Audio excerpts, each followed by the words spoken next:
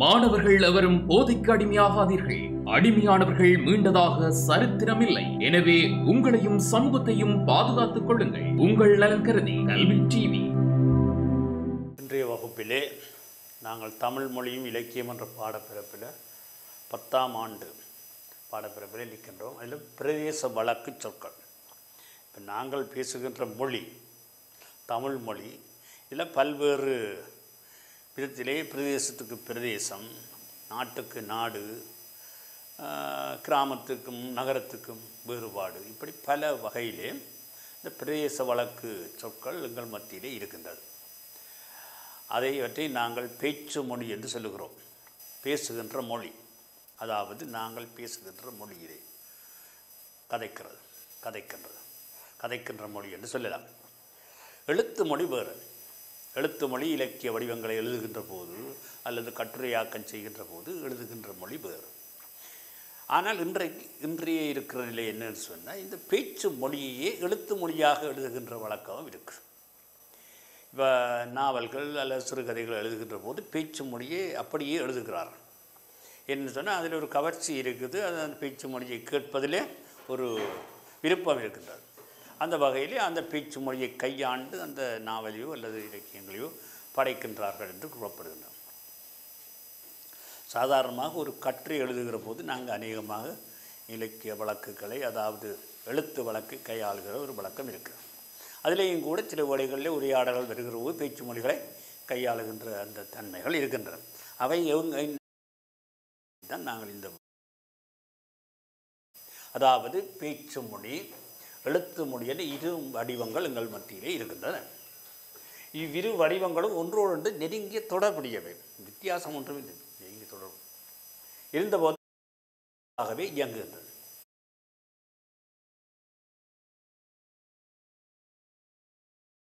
இலக்கிய வடிவங்களில் பேச்சு மொழியை கையாண்டு எழுதும் வழக்கமும் அண்மை காலமாக அதிகரித்து வருகிறது. பேச்சு மொழி ஒரு நாட்டுக்குள்ளே பிரதேசத்துக்கு பிரதேசம் வேறுபட்டதாக இருக்கும். யாழ்ப்பாண பிரதேசத்துக்கு ஒரு பேச்சு மொழி, மட்டக்களப்பு பிரதேசத்துக்கு ஒரு பேச்சு மொழி.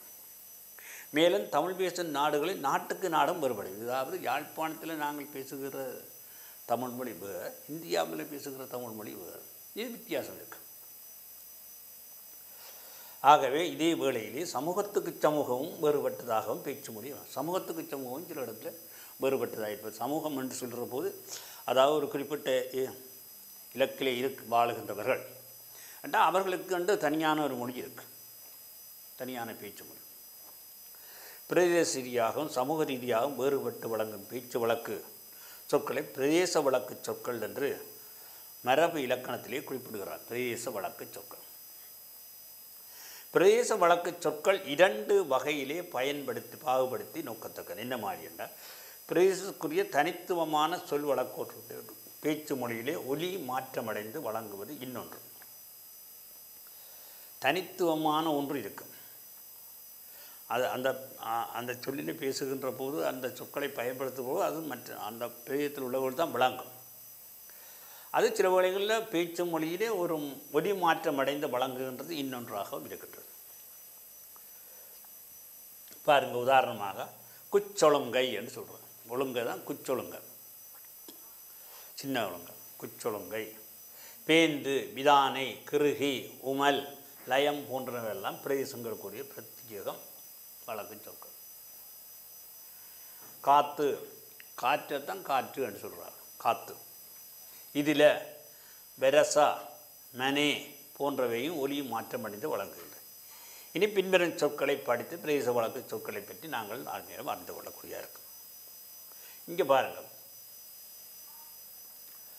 வடக்கு பிரதேச வழக்கு சொற்கள். அது என்ன மாதிரி பொது வழக்கு எப்படி இருக்கின்றது? காற்று என்ற காற்று, தேள்வை தேவை, கிழிஞ்ச கிழிந்த, கரடி கரடி, இன்றைக்கு இன்றைக்கு, இதில் என்று சொல்கிற, இதில் என்று சொல்கிறது. புத்தகம் புத்தகம் என்று சொல்கிறோம். காய் பிஞ்சு, மரக்கறிய காய் பிஞ்சு என்று சொல்கிறோம். மோன மகன. கிழக்கு பிரதேச வழக்கு சொற்கள். தரவை ஆழங்குறைந்த நீர்ப்பகுதி தரவை என்று சொல்கிறோம். விடி துறவு சிறு கேணி துறவு. மருகா பின்பு என்றது கருத்து. மருகா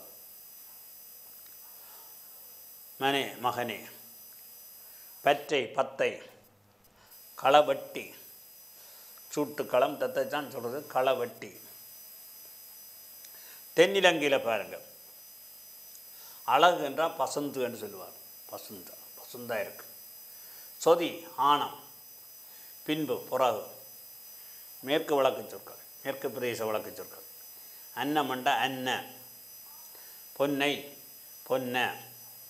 எங்களுக்கு என்றது நம்மளுக்கு நம்ம ஒழுக்கு நம்மளுக்கு என்று சொல்வார். அப்படியானவர்கள் இருக்கின்றன. மலையக கிளை மொழி. மலையக கிளை மொழி என்றது இங்கே வெரசா விரைவாக. ஸ்டோர் தொழிற்சாலை. குழந்து நிற்கும் மடுவம். மாடு காடி. இப்படியாக சொல்லுகின்ற வழக்கம் இருக்கின்றது. இனி நாங்கள் சுருக்கம் எழுதுகிறது. இந்த சுருக்கம் எழுதுகிறது ஒரு முக்கியமான ஒரு செயற்பாடு. இப்போ இன்றைக்கு சுருக்கம் எழுதுகின்றது இப்போ அந்த பரீட்சைகளுக்கெல்லாம் வருகிறது. நீங்கள் கவனிக்க வேணும். ஒரு விரிவான ஒரு பகுதியை சுருக்கி கொஞ்சமாக எழுதுகிறது. இப்போ விரிவான உரைநடை பகுதியை அதன் கருத்து சிறிதும் கெடாதவாறு குறித்தளவிலே சுருக்கி சொந்த மொழியை எழுதுவதை சுருக்கம். சொந்த மொழியில் அது எழுதப்படும். சுருக்கம் எழுதப்படும் சந்தர்ப்பங்கள் சுருக்கத்தின் பயன்பாடுகள் என்னென்று பாருங்கள். பத்திரிகை துறையில் பாருங்கள். பத்திரிகை துறையில் நாங்கள் சொற்பொழிவு உரைகள் நிகழ்வுகள் வெளியிடும் போது அவற்றின் சுருக்கமே வெளியீடு செய்யப்படும். இப்போ சொற்பொழிவு ஒருத்தர் ஆற்றி கொண்டு இருக்கிறார். அவர் என்ன கூறினார்ன்ற ஒரு சுருக்கமான ஒரு விடத்தை எடுத்து அவர்கள் பத்திரிகையிலே போடுவார். அவர் பேசின முழுக்க போடையிடார். போடுறேன்னா ஒரு பத்திரிகையை காணார். ஆகவே ஒரு கொஞ்சத்தை போடுவார். அது சுருக்கம். அவருக்கு சுருக்கம் சாராம்சம். விரிவுரைகள் போது விரிவுகளை அவதானிக்கும் போது அவற்றில் முக்கிய அம்சங்களை குறிப்பிடுத்த சுருக்கமே ஆகும். விரிவுரையும் அதே மாதிரி தான். இன்றைக்கு என்ன படித்தது? புத்தக வாசிப்பு. புத்தக வாசிப்பின் போது முக்கியமான அம்சங்களை குறித்து சுருக்கம் எழுதுகிறது. தொகுப்புரைகள். சொற்பொழிவின் முடிவிலும் கட்டுரையின் முடிவிலும் விளக்கப்படும் கருத்துக்களை திரட்டி கூற சுருக்கம் பயன்படும். என்னப்பா இன்றைக்கு என்ன பேசினார்கள் என்று கேட்டால் அது சுருக்கமாக சொல்லப்பட்டிரியோம். அப்போ நாங்கள் அதுக்கு ஆயத்தமாக இருக்கும். சுற்றுநிறுவல் செய்தித்தாள் தயாரித்தல் இவற்றையும் குறித்த அளவிலே அடங்கக்கூடியதாக தயாரிப்பதற்கு சுருக்கம் எழுதுகின்ற வழக்கம். அப்போ பாருங்கள், இப்போ இவையெல்லாம் நடைமுறையில் எங்களுக்கு தேவையான ஒன்று.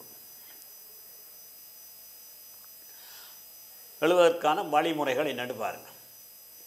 தரப்பட்ட மூலப்பகுதியை கருத்தூன்றி வாசிக்கணும். என்ன பகுதி தரப்படுதோ அதை கருத்தூன்றி வாசிக்கிறது மிக முக்கியமான பகுதி. பிரதான கருத்தை நாங்கள் அதில் என்ன பிரதான கருத்து இருக்கின்றது என்றதை நாங்கள் கண்டுகொள்ள வேண்டும். துணை கருத்துக்களை நிழல்படுத்த வேணும். துணை கருத்துக்கள் இருந்தால் அதை நிழல்படுத்த வேணும். குறிப்படுத்த ஒரே கருத்து மீண்டும் மீண்டும் வராமல் குறித்தல். ஒரே கருத்து அவர் சில பேர் சொல்லுவார். ஒழுங்குபடுத்தல் குறிப்படுத்த அம்சங்களில் மிக பிரதானமானவற்றை முறைப்படி ஒழுங்குபடுத்திக் கொள்வது. இதுதான் ஒழுங்குபடுத்தல். தேவையற்றவைகளை தவிர்த்தல்.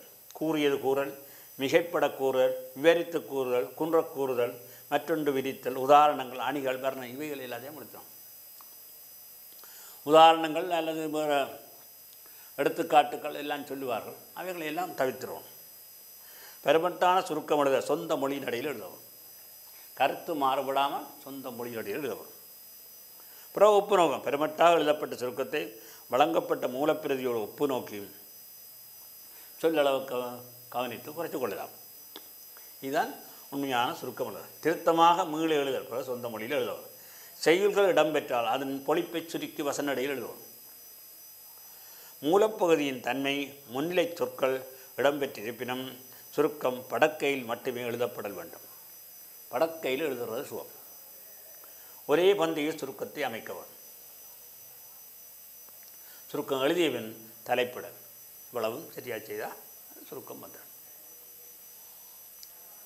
இதை நீங்கள் பயிற்சியாக செய்து பார்க்கணும். இங்கே சில உதாரணங்கள் தரப்பட்டிருக்கு. இதை நாங்கள் செய்து பார்த்தோம்னா ஒரு விளங்கும். இங்கே பாருங்க, தன்கூற்று வாக்கியம் புறக்கூற்று வாக்கியங்களாக மாற்றி எழுத வேணும். என்னிடம் இருந்து எடுத்துக்கொண்டதை தா என்று கேட்டான் இலாபேசு. அப்போ சுருக்கம் என்ன மாதிரி என்ன? இலாபேசு தன்னிடம் இருந்து எடுத்துக்கொண்டதை தருமாறு கேட்டான். என்னிடமிருந்து எடுத்துக்கொண்டே என கேட்டான் இலாபேசன். அப்போ நாங்கள் இலாபேசு தன்னிடமிருந்து எடுத்துக்கொண்டே தாமிரமார் கேட்டான். சொற்றொடர்களை வாக்கியங்களை பொறுத்தவரை சுருக்கி ஒரு சொல்லிலே அல்லது சொற்றொடரில் கையாளுதல். இறைவனுடைய பாதங்களை பணியாவிடில் நாம் கற்ற கல்வியின் பயன்தான் என்ன? இது உதாரணம். இதை நாங்கள் சுருக்கமாக சொன்னால் கல்வியின் பயன் கடவுளை வணங்குகிறார். அவ்வளோ. சோதன் செல்வந்தனை நோக்கி உனக்கு நிலன் நீர் தீ வழி ஆகாயம் என ஐம்பொருள்களில் ஏதாவது ஒன்றால் பேராபத்து ஏற்படலாம் என்றார். அதை சுருக்கி மிகச் சுருக்கமாக சொல்கிறார். ஐம்பூதங்கள் ஒன்று நாள் செல்வந்தனுக்கு ஆபத்து ஏற்படாதுன்னா சோதனை கூறினார். இவ்வளோங்க. அப்போ மிகச் சுருக்கமாக தொடர்ச்சியான கருத்துள்ள பல வாக்கியங்களை தொகுத்து ஒரு வாக்கியமாக எழுதுகிறார். பாருங்கள். மக்களின் வாழ்நாள் சில அவர்கள் அறிவும் சிறிதே. மக்களின் வாழ்நாள் சில அவர்கள் அறிவும் சிறிதே. அக்குறுகிய ஆயுள் காலத்தில் பிணியோ பல, ஆனால் கல்வியோ கரை இல்லாது. எல்லா நூல்களையும் கற்றல் இயலாது. ஆகவே பொருத்தமான தேவையான கல்வியை ஆராய்ந்து கற்க வேண்டும். அப்போ என்ன சுருக்கம் எப்படி சொல்லலாம்னா, வாழ்நாள் சிறிதாகவும் கல்வி பரந்ததாகவும் உள்ளமையினாலே ஆராய்ந்து கற்கலாம். ஆராய்ந்து கற்க வரும். அந்த கூட்டத்தில் முதியோர்கள் பலர் கலந்து கொண்டனர். அந்த முதியோர்கள் அறிவால் நிரம்பியவர்களாக காணப்பட்டனர். அவர்கள் ஆற்றல் மிக்கவர்களாக இருந்தனர். இது எப்படி சுருக்கலாம்? அறிவும் ஆற்றலும் மிக்க முதியோர்கள் பலர் அக்கூட்டத்தில் கலந்து கொண்டனர். வர்ணனைகள் அணிகள் முதலியவற்றை நீக்கியிருந்தன. இப்போ பாருங்க, உதாரணம், இனிய உழவாக இன்னாதன கூறல் கனிஞ்சிருக்க காய் கவர்ந்துட்டு. அப்போ இதை அப்படியே எழுதுறது. அது கருத்தை பார்த்து சுருக்கமாக எழுதும். இனிய சொற்கள் இருப்பாய், இன்னாதவற்றை தவிர்ப்போம். வான நெடுங்கடலிடை வெள்ளி ஓடமென திகழ் வெண்ணிலா சந்தியா காலத்தில் தன் சஞ்சாரம் தொடங்கிற்று. அப்போ என்ன இதனுடைய சுருக்கம் என்ன? மாலையில் சந்திரன் உதயமாகிறது என்ற கருத்து தான். அவ்வளோ. வினாவும் விடைவினாவின் சந்தர்ப்பம் ஒரே கூற்றாக இரவும். மகன் இறந்ததை கேட்ட சந்திரமதியின் துயரம் எவ்வாறு இருந்தது? இடியோசை கேட்ட நாகம்போல் நிலத்தில் வீழ்த்தாள், கதறி அழுதாள், விம்மி பெருமூச்சு விட்டாள், காட்டை நோக்கி விரைந்தாள். இவ்வளவும் சொல்லப்படும். இதை சுருக்கமாக சொல்கிறேன்டா. மகன் இறந்ததை கேட்ட சந்திரமதி பெருந்துயரத்தோடு காட்டை அடைந்தார். இவ்வளோதான். அதைத்தான் இவ்வளவு சொல்லப்படுது. பொருத்தமான இடங்களில் பல சொற்களை குறிப்பதை ஒரு சொல்லால் குறித்தது. பாருங்க, தானும் அனுபவியாது பிறருக்கும் கொடுக்காது வாழ்பவன் உலோபியும். வாழ்பவன் என்று சொல்லி அதைத்தான் உலோபி என்று ஒரே சொல்லில் சொல்கிறார். உலோபிதான். உதாரணமாக, நிலத்தில் உரிமை கொண்டாடுவதற்கு சான்றாக எழுத்துருவில் அமைந்த பத்திரம் என்ன? அது உறுதி. உறுதி ஒரே சொல்லிடு சுருக்கம். இப்படி நாங்கள் இந்த சுருக்கங்கள் எழுத பழகிக்கொள்ள வேண்டும். இங்கே பின்வரும் பயிற்சிகளை சுருக்கி எழுத சொல்லி தந்திருக்கிறார். இதை நீங்கள் வகுப்பறையில் செய்து பார்க்கலாம். ஏறத்தாழ 10 சொற்களில் சுருக்கி எழுதும்படி சொல்லியிருக்கு. இதை நீங்கள் சுருக்கமாக எழுதலாம். ஆதி மந்தி அத்தானுக்கு என்ன பிடிக்கும், மாமிக்கு எந்த கறி பிடிக்கும் என்பது எனக்கல்லவா தெரியும். உணவு ஆக்கும் பொறுப்பை பணிப்பெண்களிடம் ஒப்படைக்கலாமா என்று கேட்டான். சரியோ? இதை சுருக்கமாக எழுதணுமெண்டா என்ன? அத்தானுக்கு மாமிக்கு என்ன எது பிடிக்கும் என்று எனக்குத்தான் தெரியும். இது மற்றவர்களும் பிடிக்க முடியாது. ஒரு மிக சுருக்கமாக அவற்றை நாங்கள் அந்த 10 சொற்களில் சொல்லலாம்.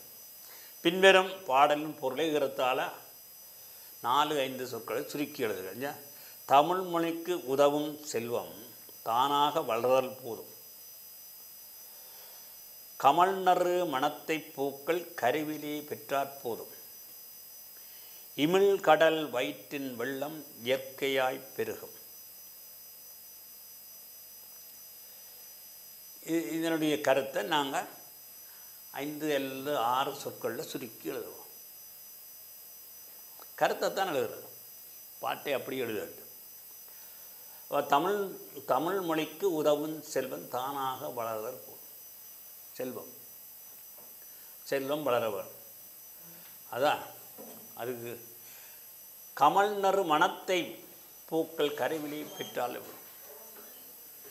என்ன நறுமணத்தை பூக்கள் பெற்றாலே போதும். இமல் வயிற்றின் வெள்ளம் இயற்கையாக பெருகும். இதே போல இயற்கையாக வெள்ளம் பெருகும். இதை அப்படியே சுருக்கமாக எழுதவும்.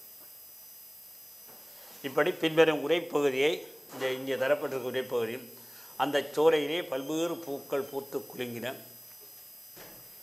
ஒவ்வொரு பூவும் ஒவ்வொரு வடிவத்தில் ஒவ்வொரு நிறத்தில் காணப்பட்டது. அந்த பூத்து குலுங்கிய மலர்களெல்லாம் மனதை கொள்ளை கொள்ளும் அழகு பெற்று விளங்கின. இதை நீங்கள் சுருக்கி கொஞ்சம் 4-5 சொற்களில் சுருக்கி எழுதலாம். இந்த மாதிரி அரசன், குரு, பெரியோர், குழந்தைகள் முதலானவை காண செல்லும்போது கொண்டு செல்லும் பரிசு பொருளும் ஒரு காரியத்தை எளிதில் நிறைவேற்று அதனோடு தொடர்புடைய ஒருவருக்கு கொடுக்கப்படும் சட்டரீதியான பணமும் அல்லது பொருளும் ஒரே விதமானவை அல்ல. ரெண்டும் வித்தியாசமான அது குழந்தைகளுக்கு. அப்போ இவற்றையும் நாங்கள் சுருக்கி எழுதலாம். இவற்றை நீங்கள் பயிற்சியாக நீங்கள் செய்து பார்க்கலாம். இங்கேயும் சில பயிற்சிகள் தரப்பட்டிருக்கு.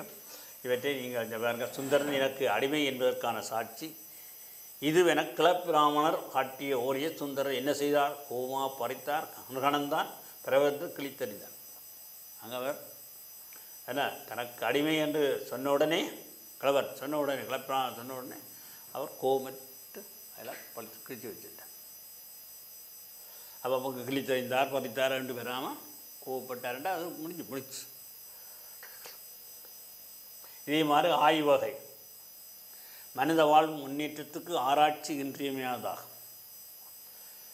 கடலுப்பும் கதிரவனுடையும் மண்பதைக்கு மிகவும் உதவுவது போல ஆராய்ச்சியும் உதவவல்ல ஆற்றல் மிக்கது.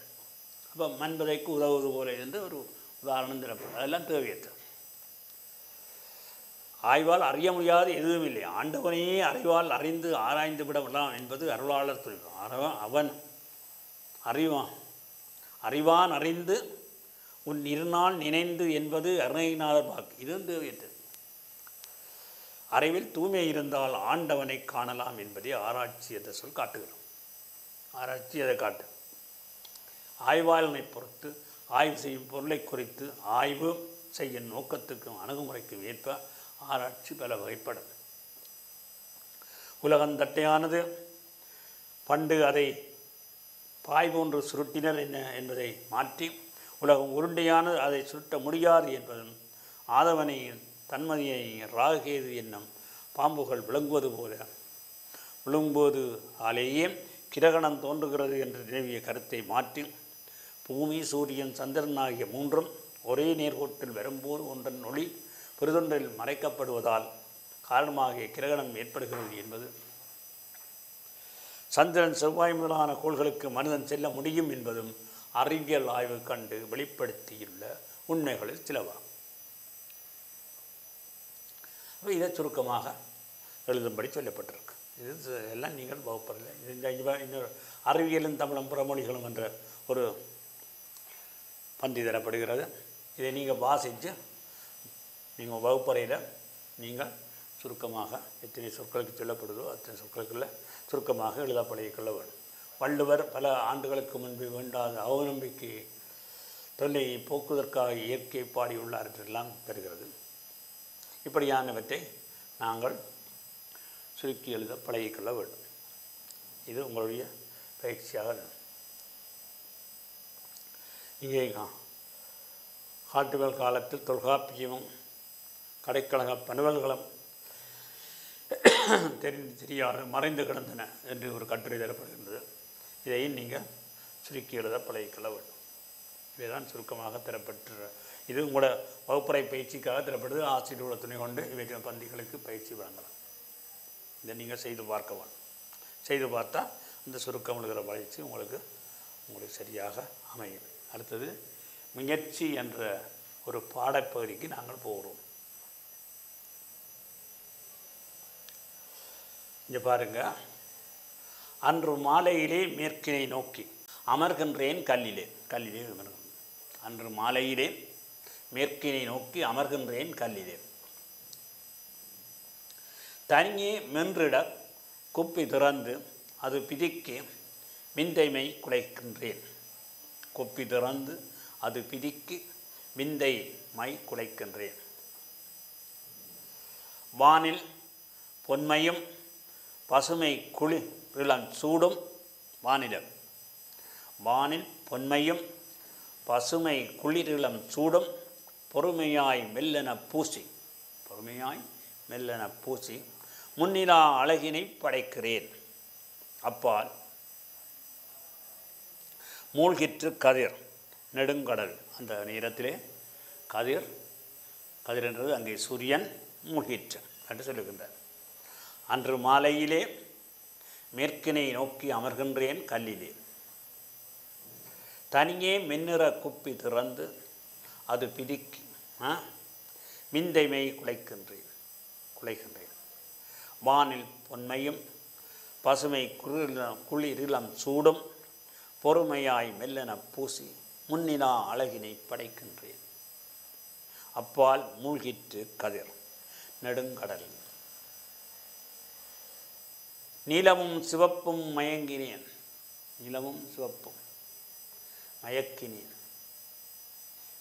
மெல்லிய நீல நிறம் கபில நிறமும் கலந்தேன். இதெல்லாம் வருகிறது. ஓலமிடும் கடலை உற்று நோக்கிய நான் ஒரு சிறிது வாடினேன். ஊதா காலம் ஓடியது. கருமையால் மேலும் கடுமை ஆயிற்று. இப்பொழுது இரவு வந்துவிட்டது என்பதை சொல்லுகின்றார். இது ஒரு பாடல்.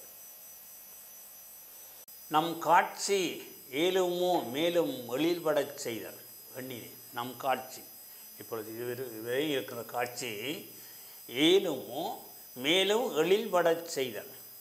என்ன எழிலன்றது அழகு எண்ணினேன். நிறங்களை குலைத்து மெழுகவும் அழகு நிறைவினை இழந்தது. மினுக்கம் குறைந்தது. திருத்த எண்ணிய கிளியோ குழம்பிய அழுக்கடை திடவும் புறங்கிடந்து அவமாய் கருங்குழம்பு எடுத்தேன். புளிச்சென்று படத்தில் பிளிச்ச எறிந்தன் திரையை. இது சரிவராதாம், இனி என்ன நாளைக்கு முயல்வோம். இது சரிவராது, நாளைக்கு முயல்வோம் என்று ஒரு கவிதை. அதாவது இங்கே திரும்பவும் அந்த கவிதையை திருப்பி இருக்கா பார்ப்போம், கவனிங்கோ. மாலை நேரம் நடக்கின்ற காட்சி தான், அதைத்தான் கவிதையாக தருகிறார் இந்த கவிஞர். மாலை நேரம் சூரியன் மறைகிற வேளையில் நடக்கின்ற நிகழ்வுகள். கொஞ்ச நேரம் அங்கே அவதானித்தா என்ன நடக்குது என்றதை நாங்கள் அறிஞ்சு கொள்ளலாம். நாங்கள் அவதானிக்கிறது இருக்கிறதே இல்லை. இதை இவர் இருந்து பார்க்கிறார். அன்று மாலையிலே மேற்கினை நோக்கி அமர்கின்றேன் கல்லில். தனியே மென்னிற குப்பி திறந்து அது பிடிக்கி விந்தை மை குலைக்கின்றேன் நடைபெறுகிறது. இவர் குலைக்கின்றேன் என்று சொல்கிற அவர் குலைக்க இல்லை, அவர் அங்கே ஒன்று செய்யலை. இது கவிதையாக தருவார். அங்கே நடக்குது. புற என்ன செய்கிறது? வானில் பொன்மையும் பொன்னிறம் இருக்குது. வானில் பொன்னிறம் ஏற்படுது. பசுமை குளிரிளம் சூடும், இளமையான சூடு. பொறுமையாய் மெல்லென பூசி, அப்படியே பொறுமையாக மெல்லென பூசி முன்னிலா அழகை படைக்கிறேன். முன்னில்லாத அழகை படைக்கிறேன். மாறி மாறி வருகிறது. அப்பால் மூழ்கிற்று கதிர் நெடுங்கடல். இப்படியான நிகழ்வுகள் பிறகு அங்கே சூரியன் மூழ்கிற்று. நீலமும் சிவப்பும் மயக்கினேன். மெல்லிய நிறம் கபில் நிறமும் கலந்தேன். கபில் நிறம் என்ன? நீளத்தை கலந்தோண்டு கபில நிறம் வெளிப்படும். ஓலமிடம் கடலை உற்று நோக்கிய நான் ஒரு சிறிது வாடினேன். என்ன ஊதா காலம் ஓடியது. உதாரணம் காலம் ஓடியது. அப்படியே கருமையாய் மேலும் கடுமையாயிற்று. கருமை நிறம் வந்து விட்டது. சூரியன் மறையும் நேரம் நடக்கின்ற நிகழ்வுகள் நடந்து பிறகு இரவு வந்து விட்டது. நம் காட்சி ஏதுமோ மேலும் எளிபடச் செய்தது. அதுக்கு மேலே செய்யலாம். இரண்டு இரவு வந்துட்டு எண்ணீர் நிறங்களை குலைத்து மழுகவும் அழகு நிலாவினை இழந்தது. அப்போ அதுக்கு மேலே அங்கே ஒன்றும் செய்ய முடியாது. அழகு நிறைவினை இழந்தது. மினுக்கமும் குறைந்து விட்டது. திருத்த எண்ணிய கிளியோ குழம்பிய அழுக்கடைந்திரவும் புறங்கிடந்து அவமாய் கருங்குழம்பு எடுத்து எல்லாம் கருங்குழம்பு எடுத்து பளிச்சென்று படத்தில் பிழிச்ச எறிந்தனன் திரையிலே எறிஞ்சு விட்டேன். ஏண்டா இவருக்கு அங்கால இன்னும் செய்ய முடியாது. இது சரி வராதா? ஏண்டா இரவு வந்து விட்டது தானே. இரவு வந்துட்டு இனி அங்கால ஒன்றையும் நடக்காது என்றது தான் சொல்வேன். இனி என்ன நாளைக்கு முயல்வோம் அப்படின்ட்டு வந்து கல்வி. இது ஈனா முருகையன் எழுதிய மாடும் கயிறுகளும் மறக்கும் என்ற கவிதையிலே தரப்பட்ட கிளி என்ற எழுதுபடம் ஓவியம். இங்கே கவிஞர் கூற வந்த கருத்தை சுருக்கமாக சொல்லியிருக்கு. அங்கே கூற வந்த கருத்து என்ன? அவர் மாலையில் நடக்கின்ற காட்சி, அங்கே மாலையிலே நடக்கின்ற, அதாவது வானத்தில் நடக்கின்ற அருமையான காட்சி தான் கூற வந்தது. கவிஞரின் கற்பனையும் அனுபவமும் வெளிப்படும் மாற்றை சொல்லுது. அங்கே கற்பனையிலே தான் கீறியதாக அவர் அங்கே கற்பனை பண்ணுகிறார். கற்பனை அனுபவம் ஏன்னா அவர் கீறுகின்ற போது தனக்கு ஏற்பட்ட அனுபவம் ஏன்னா அங்கால தொடர்ந்தவர்களுக்கு அதை அமைக்க முடியல. அங்கே இரவு வந்துட்டு கவிதையை நீங்கள் நயந்த பகுதியை மேற்கோள் காட்டி விளக்கு. இது ஒரு கவிதை, அதாவது உருவ கவிதையாக அவர் இந்த கவிதையை தருகின்றார். இதை நீங்கள் பார்த்து செய்து கொள்ளலாம். இது கவிதை. அடுத்த பாடம் மச்சால் என்ற பாடம். இது ஒரு சிறுகதை. மூன்றாவது பாடம். நாங்கள் இதுவரை இந்த இரண்டாவது பாடத்தை தான் நாங்கள் பார்த்தோம். இது மச்சால். இது ஒரு சிறுகதையாக வருகின்றது. இது நீங்கள் பாருங்கள். என் 8 வயதின் ஆச்சரியத்தால் அகன்ற கண்களுடன் பார்க்கும்போது 20 வயது கடந்த என் மைத்துனியை போன அழகான பெண் இந்த வையகத்தில் இருக்க முடியாது என்று தோன்றியது. அவர் 8 வயது பொடியன் தன்னுடைய மைத்துனியை பார்க்கிறார். அழகான பெண் இந்த வையகத்தில் இருக்க முடியாது. இது மூன்றாவது பாடமாக உங்களுக்கு தரப்படுகின்றது. இந்த சிறுகதையிலே, இந்த பாடத்திலே ஒரு தன்னுடைய மைத்தினியை பற்றி அவனுடைய மனப்பதிவை எங்கே சொல்லுவதாக வருகின்றது. இங்கே 8 வயது சிறுவன் தன்னுடைய மைத்தினியை பார்க்கின்ற போது அவள் அழகான பெண், இந்த விலை போன்ற அழகான பெண் இந்த உலகத்திலே இல்லை என்று முதலாவது வாக்கியத்திலே சொல்லுகின்றான். அங்கே உலக பிரசித்தி பெற்ற அந்த பெண்களை இங்கே எடுத்து காட்டப்படுகின்றது. ஹெலன், சீதை, கிளியோபட்ரா முதலிய உலக பிரசித்தி பெற்ற அலைகளை பற்றியெல்லாம் அந்த வயதிலே கேள்வியுற்றிருக்கிறேன். அவர் கேள்வி பெற்றிருக்கிறார். இந்த வயதிலே அவர்கள் எல்லாம் என் மைத்துனியிடம் பிச்சை வாங்க வேண்டும் சொல்கிறார். மைத்துனியிடம் பிச்சை வாங்கவும் அல்லது அவர்கள் எல்லோருடைய அழகையும் வேடிக்கை பார்க்கும் ஒரு விதி சேர்த்து சமைத்து விட்ட ரூபமோ அவள் என்ன பழங்கி கன்னங்களின் மேல் பதறி சிறகடிக்கும் கருங்கண் இமைகள், அவைகளின் மேல் குவளையின் கருமையை சாராக்கி வடித்து யாரோ ஒரு அழகு கலைஞன் மெல்லியதாக அவைகளின் மேல் வெண்புரை நுதல் மெல்லியதாக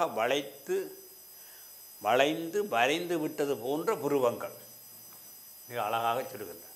அவைகளின் மேல் வெண்பிறை நுதல் என்று சொல்ல, நுதல் என்றது அங்கே நெற்றி. இப்போ பாருங்கள், ஹெலன், சீதை, கிளியோபெட்ரா. ஹெலன்றதும் உலக பிரசித்தி பெற்ற ஒரு அழகி. சீதை, கிளியோபெட்ரா இவைகளே இந்த அழகிகளை பற்றியெல்லாம் அந்த வயதிலே அவன் கேள்விப்பட்டிருக்கிறான். அவர்களெல்லாம் என் மைத்துனியிடம் பிச்சை வாங்க வேண்டும் என்று இங்கே சொல்லுகின்றார். அல்லது அவர்கள் எல்லோருடைய அழகையும் வேடிக்கை பார்க்கும் ஒரு விதி சேர்த்து சமைத்து விட்ட ரூபமும் அவள். அந்த அவர்களிடம் இருக்கிற அழகெல்லாம் சேர்ந்து இங்கே சமைக்கப்பட்ட ஒரு ரூபமும் அவள். பளிங்கு கன்னங்களின் மேல் பதறி சிறகடிக்கும் கருங்கண் இமைகள். சிறகடி பதறி கருங்கண் இமைகள். மிக அழகாக அந்த வர்ணிக்கின்ற அந்த பாங்கு இந்த கதையிலே வருகின்றது. இந்த கதையினுடைய வளர்ச்சியை பற்றி நாங்கள் அடுத்த வகுப்பிலே மீண்டும் தொடருவோம் என்று கூறி இத்துடன் இந்த வகுப்பை நிறைவு செய்கிறேன். நன்றி.